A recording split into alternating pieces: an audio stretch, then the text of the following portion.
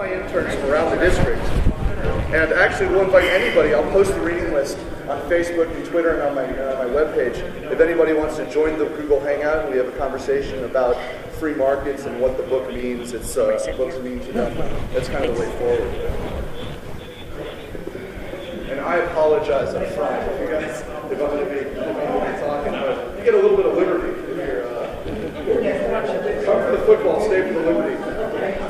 Do you think Johnny Manziel's going to be a boom or a bust? You got to pick one. You got to pick one. I want to hear it. You got to pick one. Flip a coin. You got to make a decision. Yeah, boom or bust. You think he'll do okay? What about you, sir? Johnny Manziel. All right. I wouldn't draft him if I could. I'm sorry. They're not talking about it. Try both sides. No, I actually like Johnny Manziel. Just wouldn't draft him. Thank you guys for coming. I really appreciate it. Bob, you guys want to come join us? Because I want to introduce Bob before I get going, because Bob's going to introduce me later. So if you haven't met State Representative Bob Thorpe, he is a jewel in this community.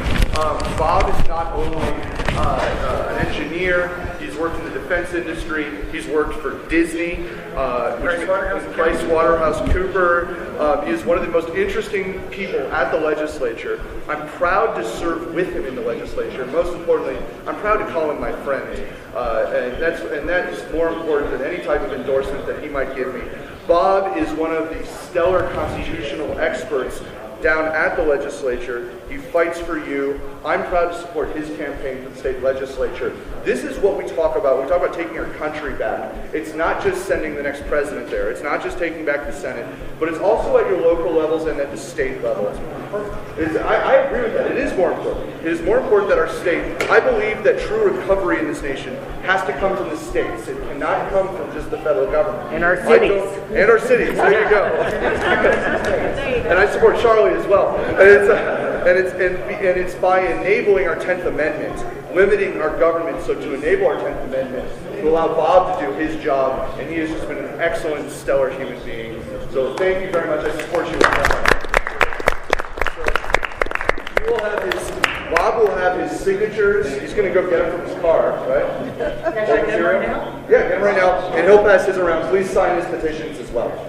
And Brenda Barton also, who's not here today, is your other state representative and Bob's teammate in the legislature. She's endorsed my campaign. And then also we have Chester Crandall, who's your state senator, who's outstanding. That's your team right there. It's your BCT team.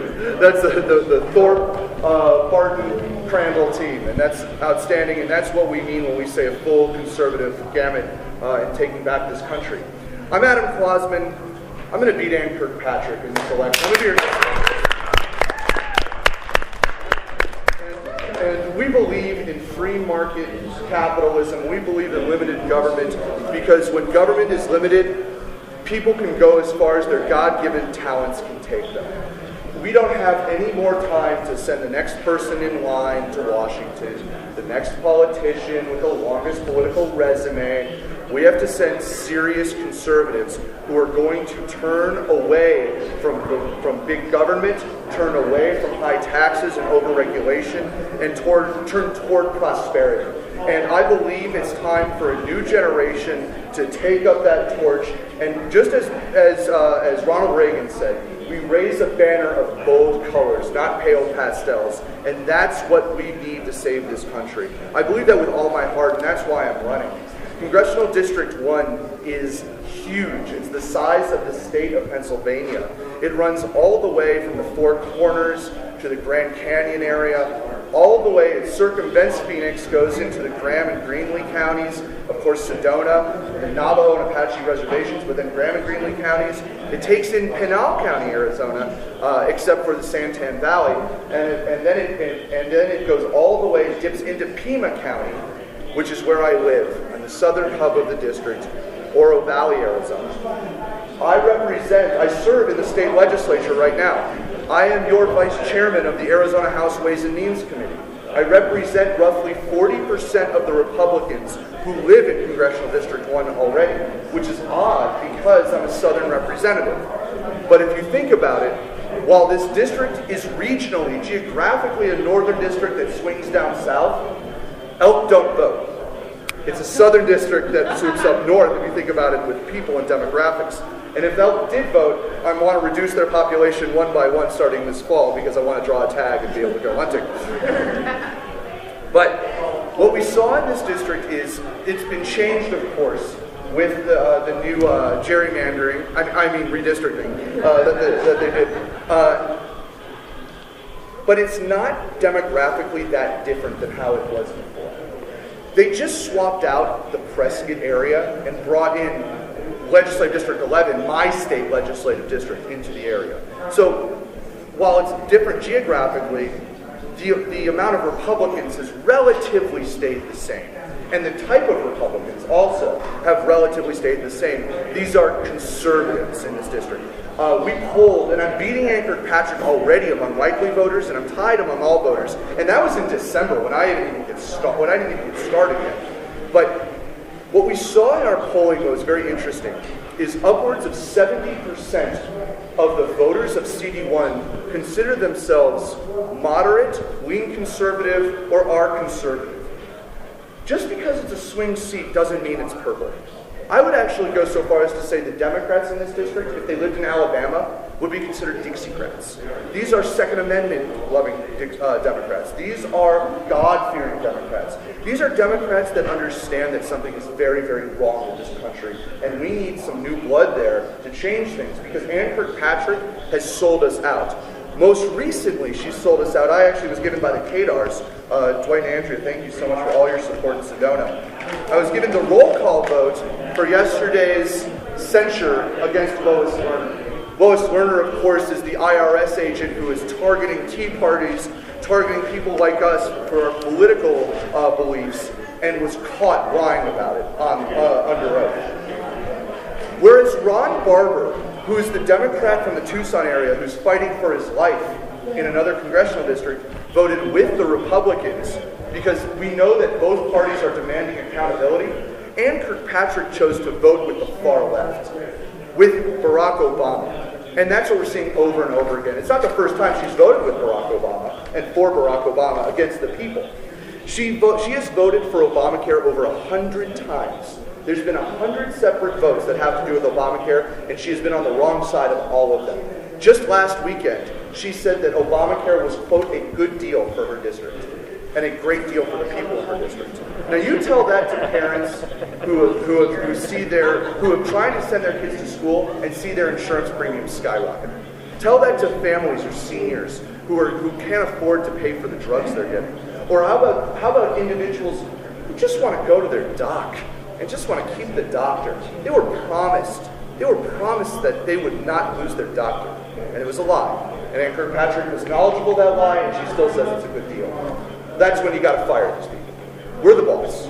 We're in charge. Not these Star Chamber politicians on the East Coast. We're in charge. You're my boss. I'm asking for a job right here. It's a job interview. Here's another thing that she did. She cut disabled veterans' benefits to pay for her debt ceiling and Obamacare increases. Unconscionable. People bleed and they fight and they have post-traumatic stress disorder and they lose limbs or use of limbs to serve to fight for our country, and she doesn't have the gratitude necessary. That's insane. And she's on the Veterans Affairs Committee and she chose to do it. It's insane. She voted against the Offshore Energy and Jobs Act, which would lower the costs of energy, reducing prices for all the things you see here, whether it be this institution, this hotel, or the pizza. By the way, that doesn't help wealthy people the most. That helps poor people the most when we reduce energy costs. She voted against the Keystone XL pipeline. Tens of thousands of jobs.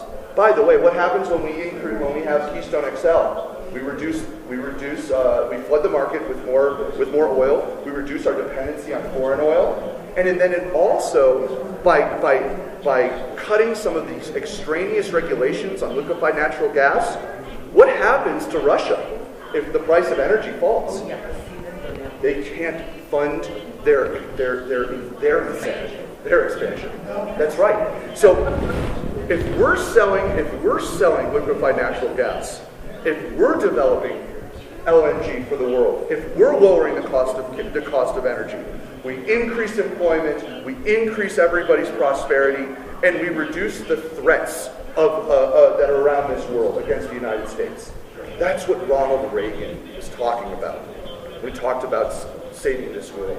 We save the American spirit, we save the American economy, and we save ourselves from an expansion of powers that are not in our interest. That's how we do it. We don't need to send more troops. We need to save the United States. That's what saves the world. Now, once again, this is about leadership. I have a primary. I'm not scared. We have a primary in this election. There are 3 people in this election. The 2 front runners in this primary are myself and another state representative who does not even live in the district. You know, it'd be bad if somebody moved into the district, then you call him a carpetbagger, right? We've heard that phrase, carpetbagger. He doesn't even have the decency to become a carpetbagger. He's just running, which I think is insane. I think it's disrespectful to the very job and principles that you have and that you're fighting for. Andy Tobin has a different record than I do. I'm going to borrow this for a second. Everybody here should have one of these because I believe that primaries are important and that steel sharpens steel. And the only way we save this party and bring it back to the free market, conservative-based solutions that I think we all believe in is to win these primaries. And we kick out these establishment, big government Republicans. Because big government Republicanism is still going to put us down the road to serfdom. It might take a little longer, but it's not going to save this country. So I have a primary opponent, so I'll give you an example, a couple things that we are very different on. Does anybody here know what Common Core is? A Common Core that's going to bankrupt this state. I voted against that Common Core testing. Without Common Core standards testing, there is no Common Core at all. It is amazing how we all made it to this life from the time of the founding of this country to today without Common Core. I hear the left saying, "How are we going to do it without standards?" I'm like, how are you able to do it? How are you able to tell how to read or write? It's amazing how you got here with just the Iowa standards. Listen, nobody was happy with the Ames testing. I understand that. But a top-down, bureaucratic approach that will bankrupt the state is not the way to go about doing it. I voted against those Common Core standards. Andy Tobin was a champion of those Common Core standards. And then went during a debate, he went in front of the public and said he's against Common Core. It's not authentic, guys. I was against Obamacare in the state of Arizona and fought my own party. Fought Jan Brewer when she wanted to pass that Medicaid expansion that will not increase healthcare outcomes, that will bankrupt the state of Arizona, that is Obamacare. We fight against Obamacare wherever it lies. My primary opponent, Andy Tobin, wrote his own Obamacare plan. He floated it to the members. Bob Thorpe got a copy of Andy Tobin's Obamacare plan, didn't you, Bob, when he wrote his own plan? And the lobbyists got it as well. And then he went and voted against the governor's plan and said he's against Obamacare. It's not authentic, guys. We deserve to be told the truth in our races. The third thing is just a delineation. Where Americans for Prosperity named me the most, #1 cumulative, sorry Bob, oh it's back there, you couldn't hear me anyway. So I said beat Bob and ring. Named me the most free market conservative member of the Arizona legislature. Andy Tobin, in 2009, 2010, when he wasn't running for anything, but when he was just a state representative, he was named Friend of Big Government by Americans for Prosperity. These are not, that doesn't sound like a conservative who's going to go to Washington and fight for you, does it? I believe we need real conservatives who are solutions-based. I was asked we have some wonderful newcomers, I was asked, I'm going to embarrass you. I was asked, well, when you talk about solutions, what do you mean? And that's the best question. It's the best question, because if I can't tell you solutions, what's the point of me running, right? Well, let's rattle off a couple of them. We're going to repeal Obamacare because I don't believe in fixing a broken system that's going to destroy this country. But how are we going to replace it? We can't just be the party of no. We have to be the party of conservative solutions. First, by owning your own health care and a tax-free health savings account, you don't lose your coverage if you lose your job. That also solves the biggest complaint that the liberals have had with the healthcare system because it was broken in this country. It was broken before. And that is pre-existing conditions. By owning your own health care and not losing your health care if you lose your job, there's no such thing as a pre-existing condition anymore. It's just your condition. That's how insurance markets can function correctly. Secondly, let's say, well, we have to solve that little middle gap between the new generations coming up, right? So let's create a separate risk pool and block grant it to the states along with Medicaid so that we don't have top-down bureaucratic strings pulled on Medicaid. By allowing states to own their own Medicaid systems, we can do what's best for the state of Arizona. And it's definitely different than the state of California, let's say. I don't want to be stuck on their top-down bureaucratic plan. That's the second thing. A third solution that's a little more out of the box that I really love. Oh, you know what? Let's talk about by the way, purchasing health insurance across state lines. That's something that by increasing risk pools, we lower the cost, which of course helps poor people more than anybody, right? By lowering the cost of care, we help people on fixed incomes and who are impoverished, but it really does help everybody. But another out-of-the-box approach that I like to talk about that hasn't really been discussed too much is FDA reform. I represent a large swath of seniors in the retirement community in CD1 called Saddlebrook. Once a month, there are vans that go down to Mexico, and where people are, where Saddlebrookers buy their drugs. It saddens me when I see people on fixed incomes having to go to Mexico to buy their drugs. That really makes me sad. It doesn't have to be that way, ladies and gentlemen. Let's create a sustainable FDA system with common standards. Create a zone, a free trade zone. Start with 3 or 4 countries, maybe 5. Canada, the UK, Germany, Israel, and the United States. Start with 5 countries. Force a commonality of all FDA requirement standards. Just like we have auto standards, just like we have manufacturing standards. If it's the same language, that's what enters into the compact, okay? Once we have that, if a drug is passed in one country, but they know it's our standards, why are we forcing drug companies to duplicate those testings again for many years at the cost of billions of dollars, which prevents drugs from coming to market and raises the price artificially? Let's drive those prices down through free trade. Let's create sensible, reasonable standards across countries that we trust to be able to create drugs that benefit us. With the allowance for life for people, and we voted for this bill this year. You know, I had a very good friend, Charlie Nowak. He was my parents' friend, but his family, I was friends with his daughter, and friends with him, of course, as a family friend. He did the audio-video installation for a lot of places in the Tucson metropolitan area. When he was diagnosed with pulmonary fibrosis, the doctors gave him 5 years. They found an experimental drug in the UK that was approved in the UK but not approved in the United States. Had he been able to get over there in time, he would have been able to survive. He'd be alive today. But because that drug was not available in the United States and he couldn't get an experimental testing, he didn't get into the drug test program, he died. Regulation killed my friend. That's the real story. We're hearing this all the time. Listen, we don't want thalidomide? We don't want that situation. Of course we don't. We want things to be safe and effective. But there's reasonable reforms that we could make to our drug system that could lower the cost of care. Let's talk about the Federal Reserve for a second. If we don't get our monetary policy right, we're finished. We can't continue to inflate our currency and survive. We need major reform at the Fed. We not only audit it, not only neuter it by putting in the right rules and get rid of the inflationary prospects of it, but ultimately move toward eliminating the Federal Reserve.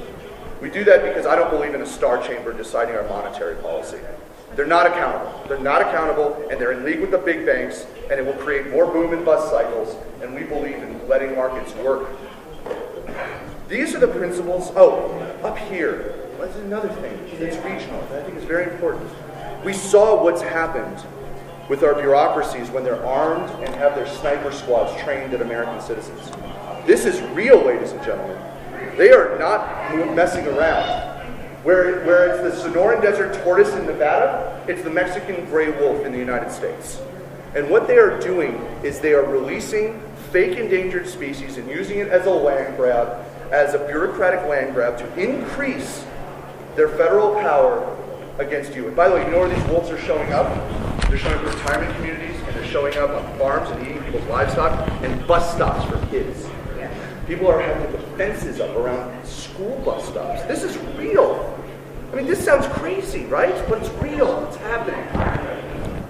We need to really rein in these federal bureaucracies.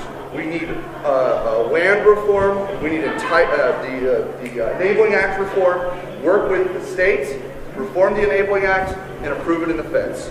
That's what real solutions from conservative principles means. I need your help. Primaries are in 11 weeks. Who here votes early? Raise your hand if you vote early. You get your ballot in the mail. Look at that. Well over 50%. It's almost 80% of this room. Vote early. That means this election is not August 26th, guys. This election is the last week of July. It's coming up high. I've turned in my first batch of signatures already. I'm on the ballot. But we need more to make sure that when Andy Kirkpatrick comes and tries to challenge my ballot signatures, because that's the Saul Alinsky tactics that they use, that we're going to be safe and have that cushion. I need you to put, I know this is a tough ask, put a bumper sticker on your car. Now I know there's a lot here who are not bumper sticker people, except for Mike. He is definitely a bumper sticker person.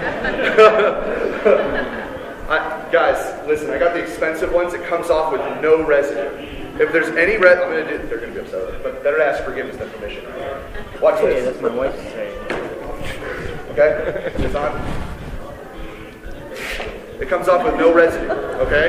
If there's any residue on your car, I'll clean your car. If you're still, not your whole car, just that part. If you're still not convinced, if you just say, I'm not a bumper sticker person, give me 2 weeks of a bumper sticker on your back windshield in the corner, in the right-hand corner. Give me 2 weeks of it. I have a tough name. Kwasman's tough. But once you get it, you got it. So you got to get it to get it. Got it? Please take a few. Take the rat cards are small. Raise your hand if you're the political epicenter of your friendship group and your family. Okay? I guarantee you, even if you didn't raise your hand, you are. People ask you who to vote for because you're here. Not a lot of people come to these events, but it's the people who do come, they want to be knowledgeable and know who to vote for, which means I even call people like, hey, who am I voting for in this area? Who are the constables in this area? I want to know who to support. I guarantee you, you're the center of it. That forward button on your email is the most important and powerful tool you have. It really is. By forwarding it to your friends, by forwarding emails to your friends, you are able to tell them it's a mini endorsement, and usually people go with what their friends have. Throw a sign in your yard. We have yard signs for free. We have, grab some of these rat cards, go to your church group, go to your sewing group, go to your men's club. I love these Liars Club with a bunch of, people come around and tell people how great the world was before the internet.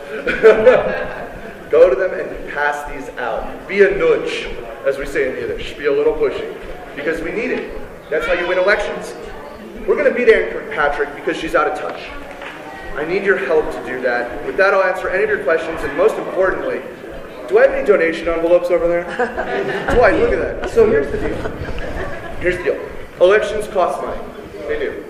Not everybody has to give me $2,600, although if you want to give me $2,600, I will say thank you so much and I will take you to dinner. But here's the deal. Even a $20 bill, $35, something, it goes a long way. This district is long. I need to pay for gas. Think about that. I mean, it's signs. We just ordered $7,800. How many? $8,000? $8,000 worth of signs put up. Sponsor a sign, throw us a 20. That's a way to do it. I mean, that's if you think about it, we have raised over $150,000 in this campaign, so our entire infrastructure has long been paid for. 100% will go toward advertising.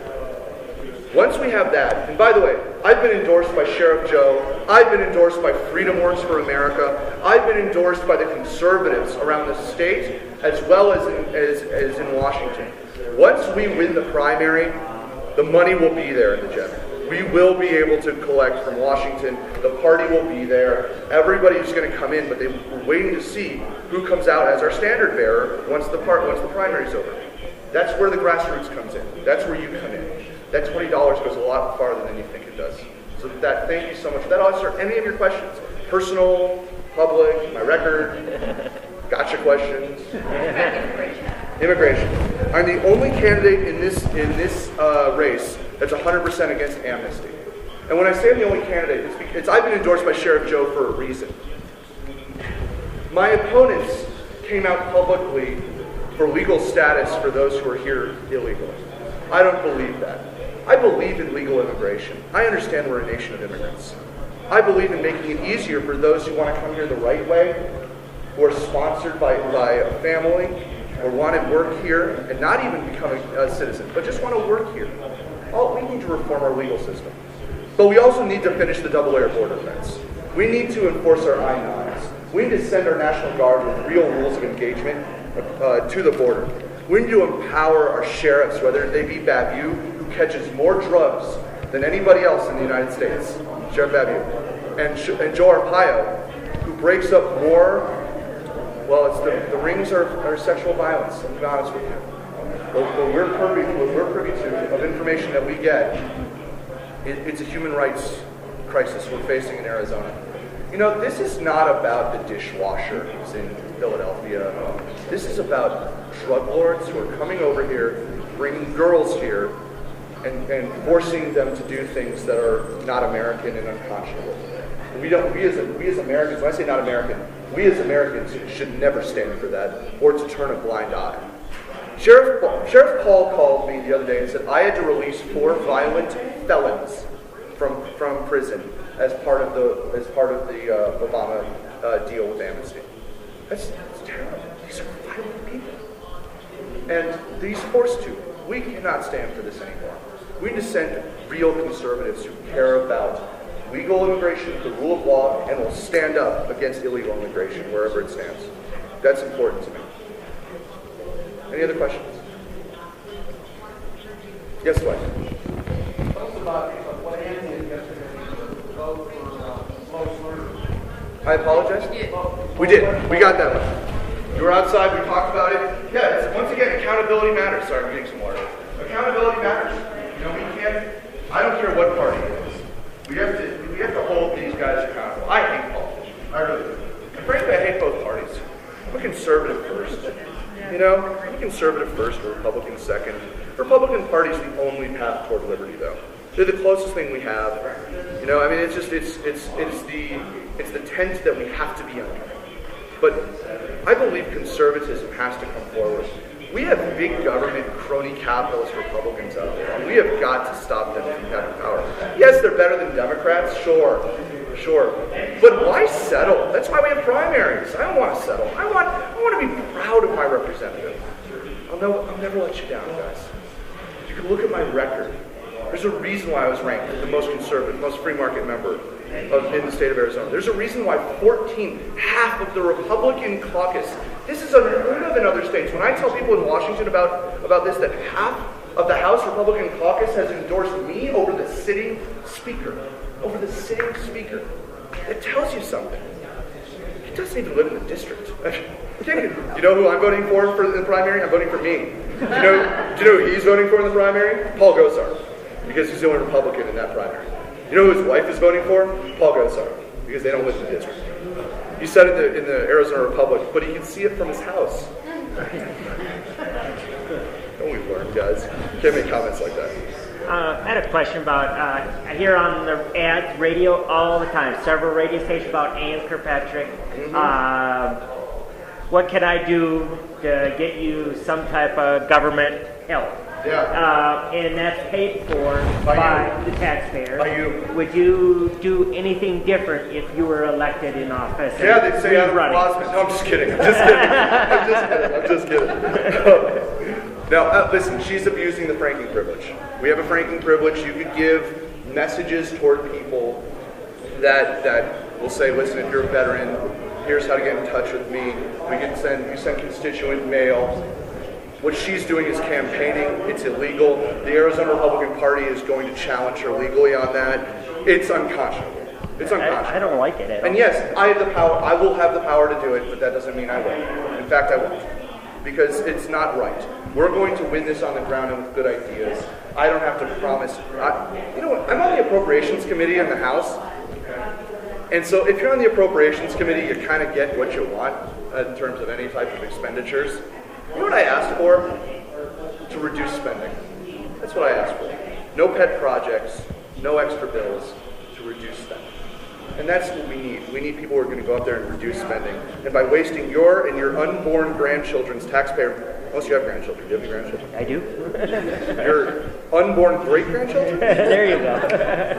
Your unborn great-grandchildren's life savings, it's not worth it. I mean, it's terrible. By the way, guys, it's not 17 trillion in debt. It's 100 trillion. If you count the interest payments on unpaid, on unfunded liabilities, they are facing 70% tax rates. How old are you, if I might ask?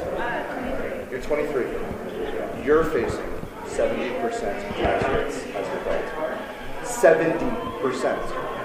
70, not 17, not 7, 70. Yeah, no, and we're all to blame. We're all to blame. It's a true statement. We're all to blame. But I'm not going to be on the wrong side of history. I'm fighting. Go ahead. I'm a partially disabled vet, and I was spat upon when I came back from Vietnam. And I'm still spat upon every time I turn around. I went down to the VA center in Phoenix needing surgery, and they told me it would be 14 months before they could operate. I had a bone fragment the size of a silver dollar in between the tibia and the femur, and it was excruciating to walk. And so we used her insurance, and then we paid the deductible rather than having the VA do it. So I take it that you will be looking to support us. Yeah, here, let me, before I answer your question, would you all join me in thanking him for his service?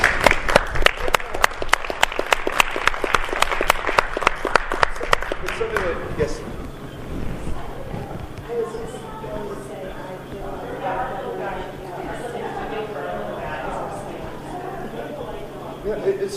and they want to turn that way. By the way, they want to turn everybody into that system through Obamacare.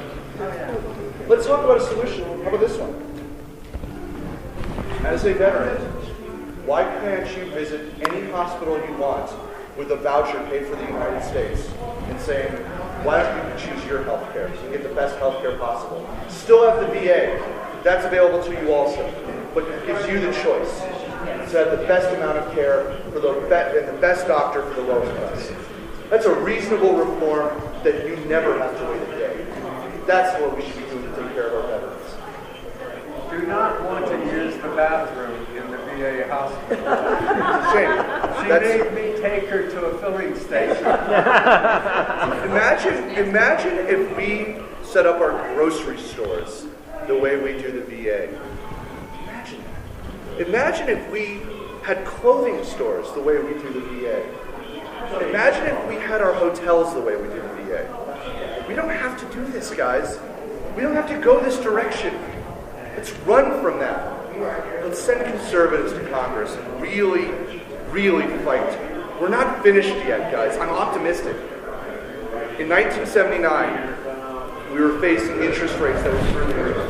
Your money wasn't worth anything. Your retirement wasn't worth anything with inflation through the roof. The Soviet Union was something that we had to live with, not something we had to defeat. We have to endure them. This sounds familiar. When I talk to my friends, you're 23. Do you have any siblings? Younger? Older siblings. Do you have a job? If I'm going to ask you, do you have a job? How many of your friends have a job? What's that? a lot of them are still in school. How many have a job waiting for them when they're out of school? 50%? 50%, guys. How many of your friends have a job waiting for them? You just finished your last final. No, I'm a freshman. But you're a freshman. Summer job. No, not a lot of. Yeah. Not a lot of people. It doesn't have to be like this, guys. It doesn't have to be like this. By reducing our tax burden, by reducing our regulatory burden, by reducing the destruction that Andy Kirkpatrick and Barack Obama has brought upon us. See, we haven't stopped being entrepreneurs. There's nobody who stops me from being an economist and increasing my business. My dad's a doc, family practice. Nobody has stopped him from it. You know why he did not increase to a second location this last year? The Bush tax cuts expired, and he had less money in his pocket to start a second office in Oro Valley. That's the only reason. He literally sat down at the table and said, well, if they expire, I just can't open it now. As an entrepreneur, that would have been 20 jobs. 20 jobs, right there and then. That's all that is. It's spring, guys. We're spring. They pushed us down, but we're not out. As soon as we take that yoke off, we will crack open. It happened in the 80s. It happened before. Our civil liberties, we need to fight to make sure those don't ever go away. That's a lot harder to fix. We have to stop people from spying on us, stop the feds from spying on us, stop the IRS from targeting us. Another thing that both white Democrats are supporting in this race too, both Democrats and Republicans. You and I differ on this one. You and I differ on this one. And I'll tell you why. I'll tell you why I'm not a fan of raising the federal minimum wage. There are very few things that economists of all ilks agree on. Very few. And I'm talking like Paul Krugman and I do not agree on anything except that our last names start with K. Okay, that's about it. Except even he wrote about, now he's changed his mind politically, but he used to write about when he was actually a practicing economist, that raising the minimum wage will have detrimental increases in unemployment. And I'll tell you what the minimum wage is for somebody who can't have a job. Zero. When you see that over 85%, it's actually closer to 88% of those on the minimum wage are under the age of 20, and it's their first job, if I tell you that I have to charge you $10 an hour as an employer to have an employee to make a Subway sandwich, you just can't sell Subway sandwiches for $5 anymore. There's no, I disagree with you. There's a lot of companies that are McDonald's, for instance, and instead of giving it to the people that are supporting the company and selling the product and putting money back into their hands, they're not doing it. I think that if the minimum wage would have risen as our cost of living rose, it would really be expensive. So I'm going to give you an example of McDonald's here that's a little different. Did you know in North Dakota, where they have a fracking boom, it is a $1,000 signing bonus to work at McDonald's? To work at McDonald's, a $1,000 signing bonus. That's how much they need people. The fact of the matter is, people who do work at a minimum wage job, this is overwhelming statistics over the course of a century of minimum wage statistics. Since we started the minimum wage in the United States, people are in that job for about 1 year as they're gaining the practical knowledge of how to do a job. You know, when I worked, at first I was making minimum wage because I was 16, 17, 18 years old. That's what I was doing. And I was making less than minimum wage as a waiter, but I made money on tips. By artificially increasing the salaries of individuals, it's the cost of doing business as an entrepreneur you're artificially increasing. It's just another regulation. It will have detrimental effects. Now, some people believe that that's worth it. I'm not one of them. But I believe that we will have, we're not that worse off right now as we are economy-wise. We're not that worse off in terms of price increases than we were 5 years ago, but nobody was talking about the minimum wage increasing. Now with high unemployment, we're talking about minimum wage increases. See, if you worsen the problem, you're not going to actually make people's lives better. I just think that if people are decent, great at pay, will encourage them to work instead of collecting unemployment or collecting welfare. I agree, but other government.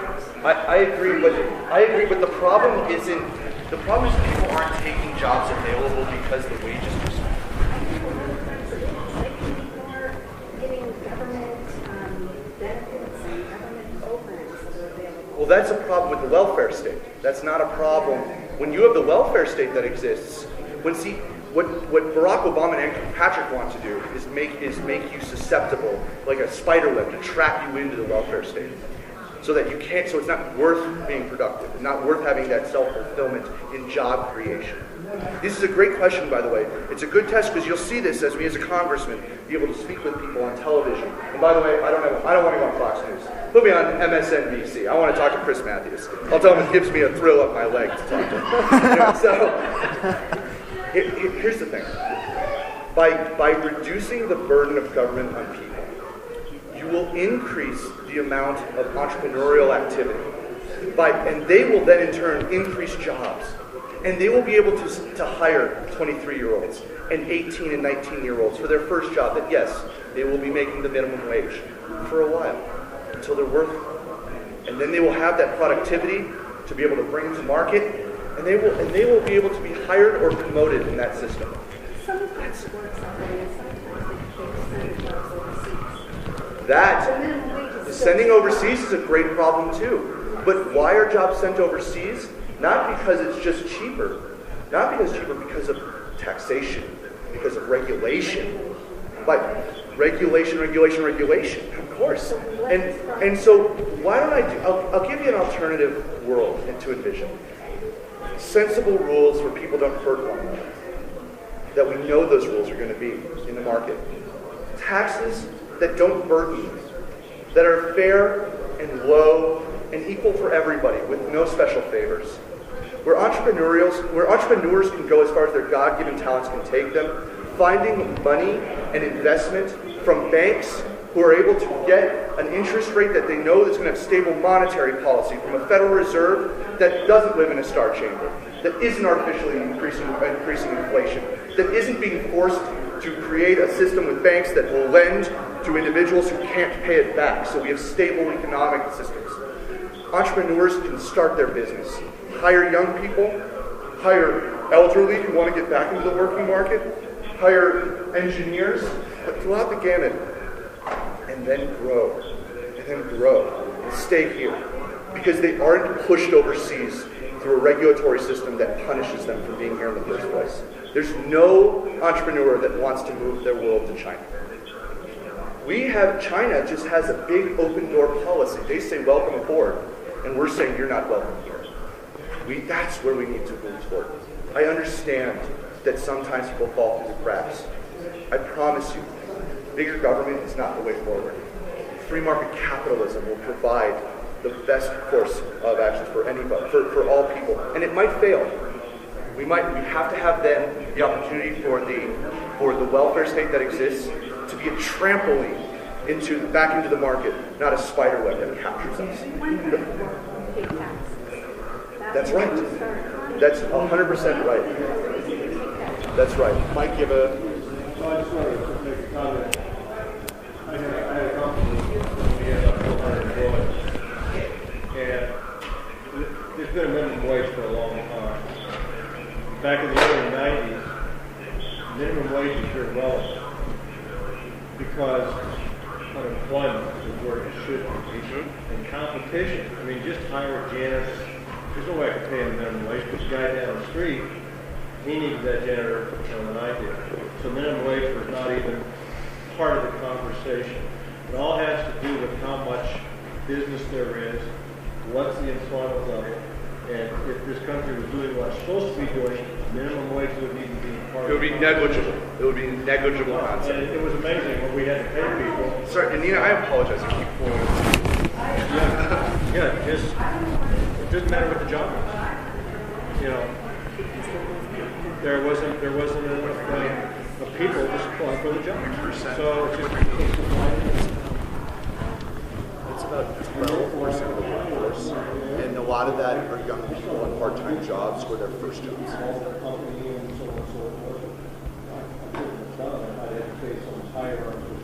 Well, something else which is really bad.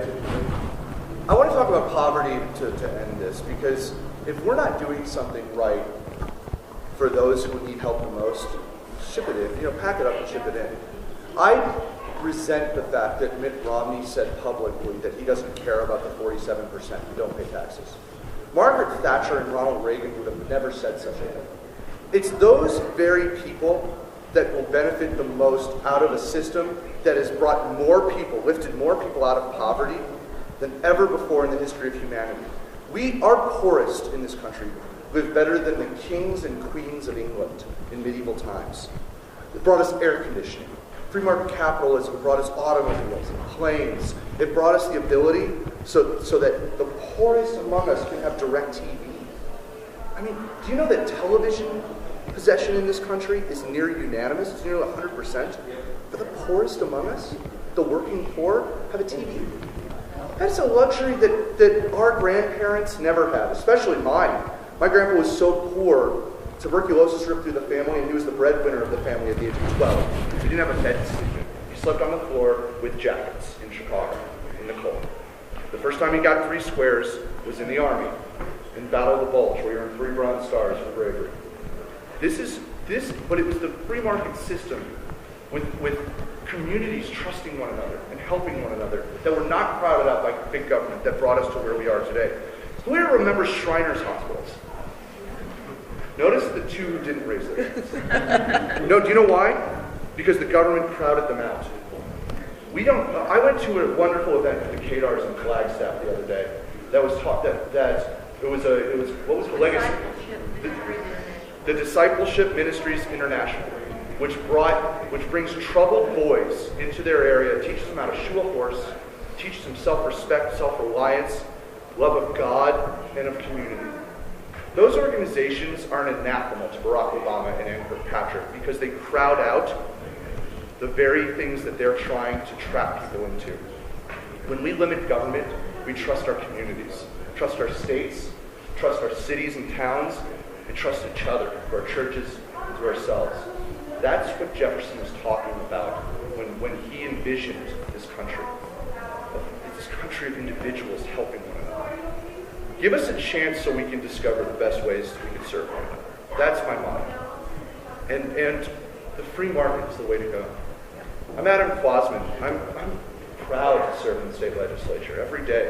And I would be honored to serve you in the United States Congress because, doggone it, we need some fighters up there, or else we're finished.